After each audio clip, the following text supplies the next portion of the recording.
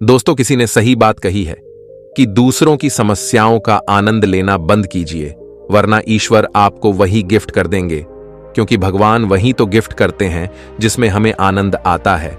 आदतों को लेकर के आपने बहुत सारी कहानी सुनी होंगी, जैसे आदत से मजबूर होना पुरानी आदत है, जाते आते जाएगी। बहुत सारी कहावतें हैं, जैसी आदत है वैसा जीवन, लेकिन आदत ऐसे नहीं बनी है। दरअसल हम जिंदगी के नाम पर आदतों को ही जीते हैं। बहुत सारी आदतों को एक जगह इकट्ठी कर लें तो जो बनती है वह है हमारी जिंदगी। नमस्कार दोस्तों, Bodhi thinks by YouTube channel में आपका दिल से स्वागत है। दोस्तों, बहुत समय पहले की बात है। एक राजा था जो अपनी प्रजा और अपने परिवार का खूब ख्याल रखता था, लेकिन राजा को अपने आदमियों पर कुछ दिनों से संदेह था और उस राजा के 3 बहुत ही खास मंत्री भी थे जो उसका काम संभालते थे। लेकिन कुछ दिनों से राजा के उन 3 मंत्रियों में से कोई एक मंत्री ऐसा मंत्री था जो राजा के पैसों में गड़बड़ी कर रहा था, और वह मंत्री अपने काम को भी ठीक से नहीं कर रहा था। अब राजा काफी दुविधा में था। राजा को यह समझ नहीं आ रहा था कि उन तीनों मंत्रियों में से कौन सा मंत्री बेईमान है और कौन सा मंत्री ईमानदार है। यह पता लगाने के लिए एक दिन राजा ने उन तीनों मंत्रियों को अपने पास बुलाया और कहा, देखो मंत्री जी, हमारा जन्मदिन आ रहा है, इसलिए आप तीनों को एक घने जंगल में जाना होगा और आप तीनों को एक एक बैग दे दिया जाएगा। उन तीनों को एक एक बैग दे दिया और उनसे कहा कि तुम तीनों को अलग अलग घने जंगल में छोड़ दिया जाएगा। उस जंगल में तुम लोगों को फल के पेड़ को ढूंढना है और अच्छे अच्छे और ताजा फल से इस ठेले को पूरा भर कर लाना है, और तुम तीनों के पास सिर्फ आज शाम तक का ही समय है। राजा के कहे अनुसार वो तीनों मंत्री को जंगल में छोड़ आए। उसके बाद वो तीनों मंत्री जंगल में आ गए। उसके बाद पहला मंत्री बहुत ईमानदार और मेहनती था, तो उसने राजा के लिए बहुत सारे अलग अलग और अच्छे और ताजा फल से अपने ठेले को पूरा भर लिया। लेकिन उसे यह सब करने के लिए बहुत मेहनत करनी पड़ी। उसने अपना काम पूरा कर लिया था, वह बहुत थक चुका था और उसने अपना काम ईमानदारी से भी किया था। अब दूसरा मंत्री जो था वह बहुत ही चालाक था। उसने सोचा, राजा के पास इतना समय थोड़ी है कि वह यह सब जांच करे कि मैंने अच्छे फल लाए हैं या खराब, तो बिना ज्यादा मेहनत किए उसे जैसे ही फल जमीन पर पड़े मिले, उसने वह अपने ठेले में रख लिया, बिना यह सोचे कि वह अच्छे हैं या खराब। जो उसे जमीन पर पड़े फल मिले थे वह बहुत ज्यादा खराब थे और वह आराम से पेड़ के नीचे बैठ गया। अब तीसरा मंत्री जो था वह बहुत ही ज्यादा बेईमान और आलसी था। उसने सोचा कि राजा सिर्फ ठेले की लंबाई और वजन ही देखेगा, यह नहीं देखेगा कि उस ढेले के अंदर क्या है और कितनी अच्छी और खराब चीजें हैं। तो उस तीसरे मंत्री ने बिना कुछ सोचे समझे अपने ठेले को सूखे पत्तों और कुछ छोटे छोटे पत्थरों से अपने ठेले को भर लिया और वह भी पेड़ के नीचे बैठ गया और शाम होने का इंतजार करने लगा। राजा के कहे मुताबिक समय समाप्त हो चुका था, शाम भी हो चुकी थी। अब वह तीनों मंत्री भी एक साथ अपने अपने ठेले के साथ राजा के महल में वापस आ गए।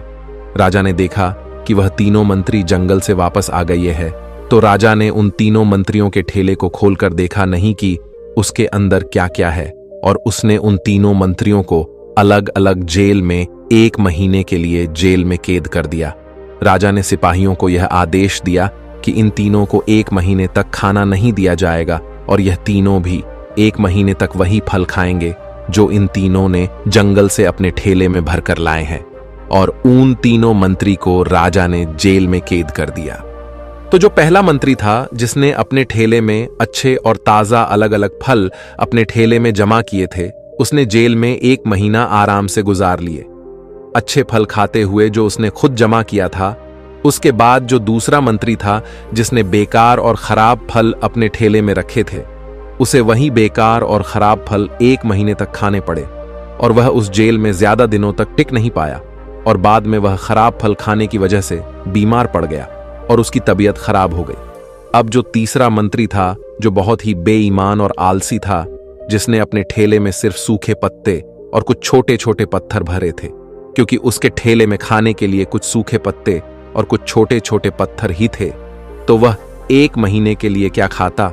और तभी उसे अपने बेईमानी और आलस्य पर पछतावा होने लगा कि शायद मैंने उस दिन थोड़ी मेहनत करके इस ठेले में फल रख दिए होते तो आज मेरा ये हाल नहीं होता। और वह बिना कुछ खाए वह मंत्री जेल में 2 दिन के बाद ही जेल के अंदर ही भूख के कारण मर गया।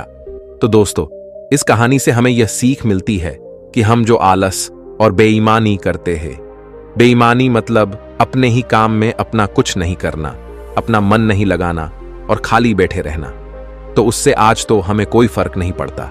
आज तो हम अपने काम में आलस करके आराम कर लेते हैं, लेकिन कल भविष्य में कुछ दिन के बाद हमें उस पर पछतावा होता है। आपने बहुत से लोगों को यह कहते हुए सुना होगा कि काश उस समय पर मैं ऐसा कर लेता तो आज उस इंसान की जगह मैं होता, लेकिन उस समय पर उन लोगों ने आलस को अपनाया था, इसीलिए वह आज जहां के वही है। और जिसने मेहनत को अपनाया था वह इंसान अपनी मंजिल में आगे बढ़ गया। तो अपने काम के साथ बेईमानी और आलस्य बिल्कुल भी मत करो, उसके बाद तो हमें पछतावे के अलावा और कुछ भी नहीं मिलता। ये जो समय है ना, इसकी कीमत कोई नहीं लगा सकता है। हम लाखों रुपए देकर भी अपनी जिंदगी का 1 मिनट भी वापस नहीं ला सकते। इसीलिए इस समय का सही उपयोग करो। समय की एक अच्छी बात है और एक बुरी बात है। अच्छी बात यह है कि हम उसे किन चीजों में गुजारते हो, यह हमारे हाथ में होता है, और बुरी बात यह है कि समय गुजर जाता है और सभी के पास दिन में 24 घंटे होते हैं, गरीब के पास भी और अमीर के पास भी। बस यह हमारे हाथ में है कि हम उस समय से क्या नया कर सकते हो। तो अपने एक एक पल का हिसाब रखो कि हम उन्हें किन चीजों में गुजार रहे हैं।